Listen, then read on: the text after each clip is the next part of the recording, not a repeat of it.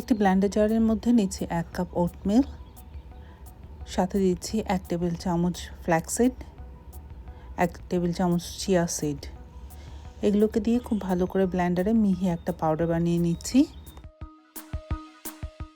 ওটসের পাউডারটা একটা বড় সাইজের বাটির মধ্যে নিয়ে এর সাথে দিচ্ছি 1 কাপ লাল আটা, সাথে দিচ্ছি 1/4 চা চামচ লবণ। নেড়ে সব কিছুকে একসাথে মিশিয়ে নিচ্ছি। 1 কাপ গরম পানি নিয়েছি। গরম পানিটাকে অল্প অল্প করে ওটস আর আটার সাথে মিলিয়ে নেড়ে মিশিয়ে নিয়ে একটা ডো বানিয়ে নিচ্ছি। আটা আর ওটসের ভিন্নতার কারণে পানির পরিমাণটা কম বেশি হতে পারে। আমার চ্যানেলে এরকম অসংখ্য রেসিপি রয়েছে। চ্যানেলের রেসিপিগুলো ভালো লাগলে চ্যানেলটিকে লাইক, শেয়ার এবং সাবস্ক্রাইব করতে পারেন। রেসিপি নিয়ে কোনো প্রশ্ন বা মতামত থাকলে কমেন্ট করে জানাতে পারেন।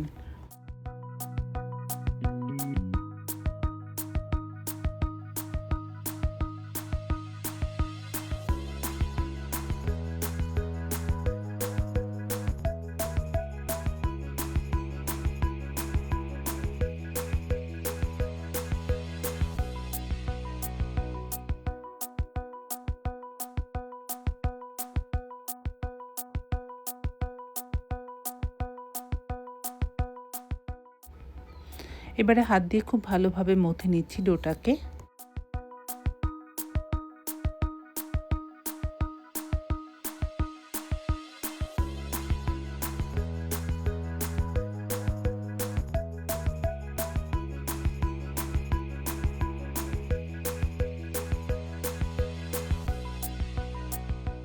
আটাগুলো ছোট ছোট লেচি কেটে নিচ্ছি। আপনি আপনার পছন্দ মতো সাইজের লেচি করে নিতে পারেন।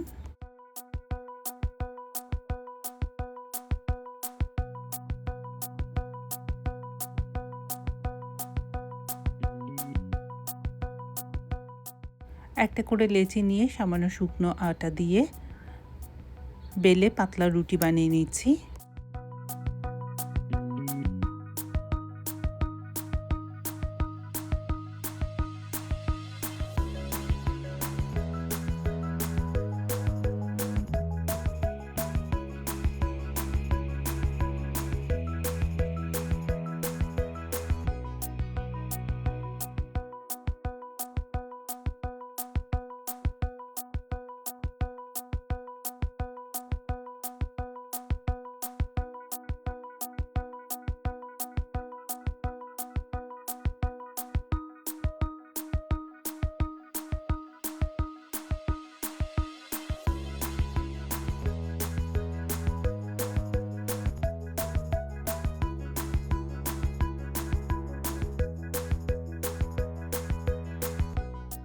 প্রতিদিন রুটি বেলা ঝামেলা থেকে বিরতি নিতে চাইলে আপনি একসাথে বেশি করে এই রুটিগুলো বেলে মাঝখানে একটা করে প্লাস্টিক দিয়ে এভাবে করে লেয়ার করে রুটিগুলোকে একটি জিপলকের ভেতর ঢুকিয়ে ডিপ ফ্রিজে রেখে সংরক্ষণ করতে পারেন প্রায় 3 মাসের জন্য।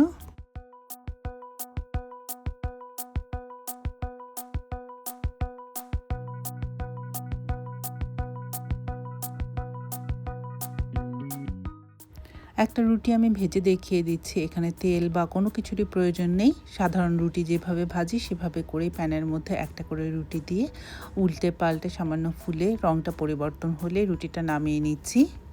এই রুটিটা আপনি পরিবেশন করতে পারেন ভাজি, মাংস, মাছ, আপনার পছন্দ মতো যে কোনো কিছু দিয়ে। ওজন কমাতে চাইলে আপনার প্রতিদিনের ডায়েটে এই রুটিটি অ্যাড করতে পারেন।